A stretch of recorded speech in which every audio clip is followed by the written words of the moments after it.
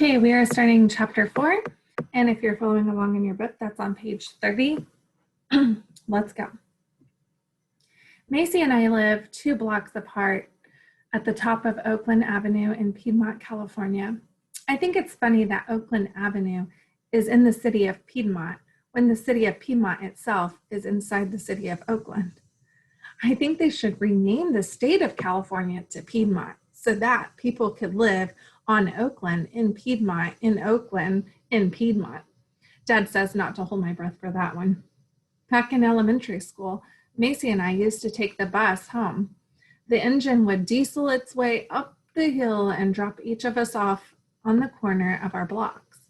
Now that we go to Piedmont Middle School, we have to make the trek ourselves.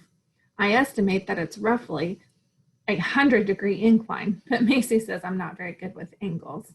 By the time I reached my house, I can see bits of Oakland peeking between the trees if I turn around, and even San Francisco if it's not too foggy.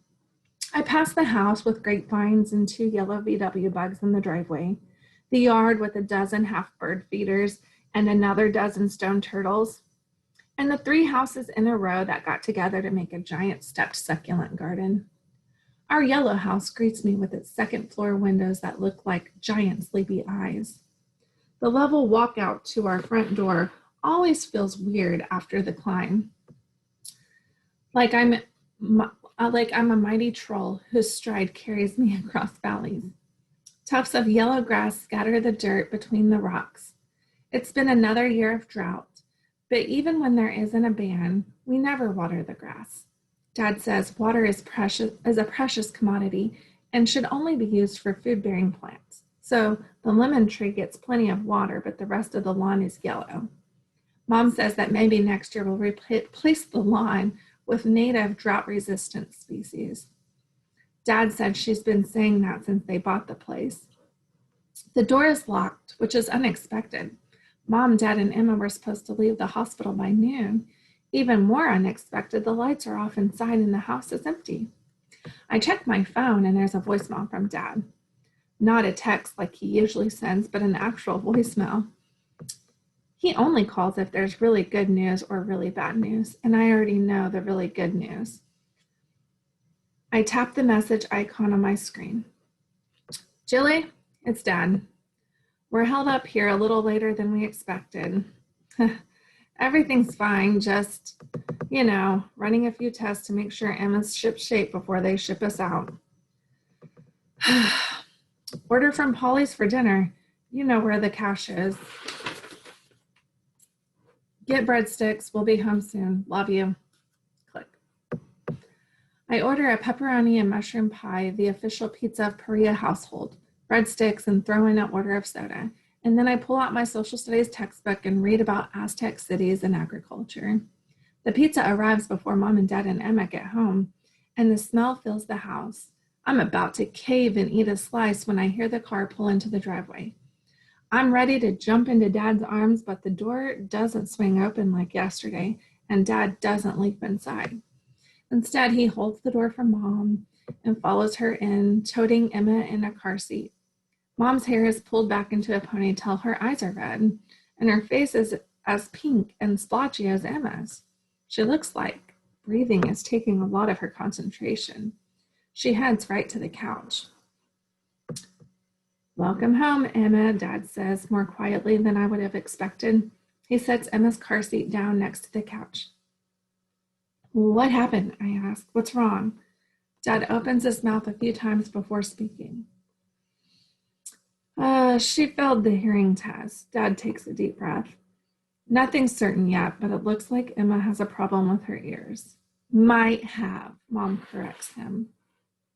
Might have a problem with her ears. Is she deaf? I ask. Like profound, I think. Dad shakes his head. It's too early to say. He drops onto the couch next to Mom and stares at the television. It isn't even on. The pizza's still in the kitchen and I'm still hungry, but Mom and Dad don't look like they're budging. So I bring in the pie and some plates and put them on top of Mount Coffee Table. I call it that because of the papers, magazines, and cardboard packing piled high. Sometimes there are even avalanches. I return to the kitchen for soda and caps. When I get back to the living room, the pizza box is still closed. So I load 2 slices of pizza onto plates and put them in front of Mom and Dad and hand Mom the remote. Thanks, Jilly, Mom says as she turns on the old 80s game show we like to watch reruns of, while Dad pours soda for Mom and himself. I get myself a slice and a cup of soda and sit on the floor by Emma, who's sleeping. She looks like a scrunchy little ball. I lean in close and listen to her tiny, even breaths. She smells slightly sweet. I can't see anything wrong around her ears or anywhere else. She looks perfect to me.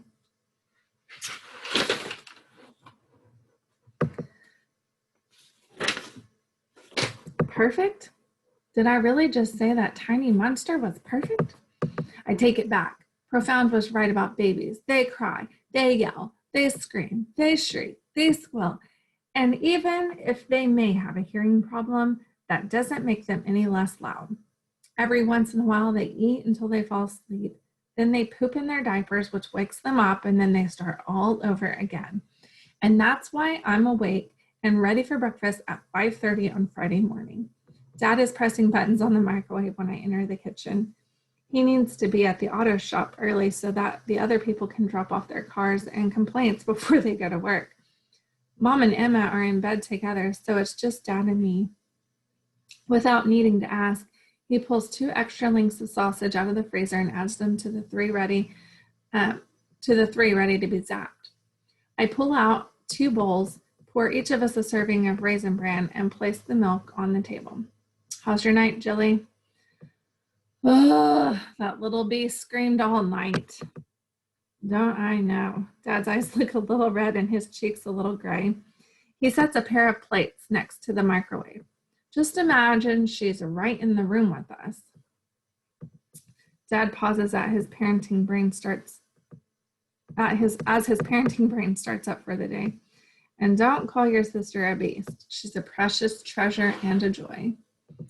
Yeah, about 10% of the time, just enough to keep us from throwing her out the window. Dad and I both laugh, but he adds in a whisper, "Don't tell your mom I said that." The Perillo family has always prided itself on its sense of humor, but this week has been pretty joke-free. Mom looks so ready to crack that I've been afraid to crack a joke. Dad has been keeping it tame too. He hasn't called Mom PP once. Calling her by her initials has always been one of his go-tos when he wants to get on Mom's nerves. He certainly hasn't told her, "You're in my heart." And Mom hasn't pretended to faint when he's taken off his work boots at the end of the day. Even when she was super pregnant, she was at least tossing her head back like the stench had punched her in the nose. Dad kisses me on the top of my head when he's done eating, drops his dishes in the sink, and heads off to work. Emma wakes up after that. Mom makes herself toast and settles onto the couch to feed Emma. They're both asleep again before I head to school. Aunt Alicia and Aunt Joanne said things would never be the same, but when do they at least get good again?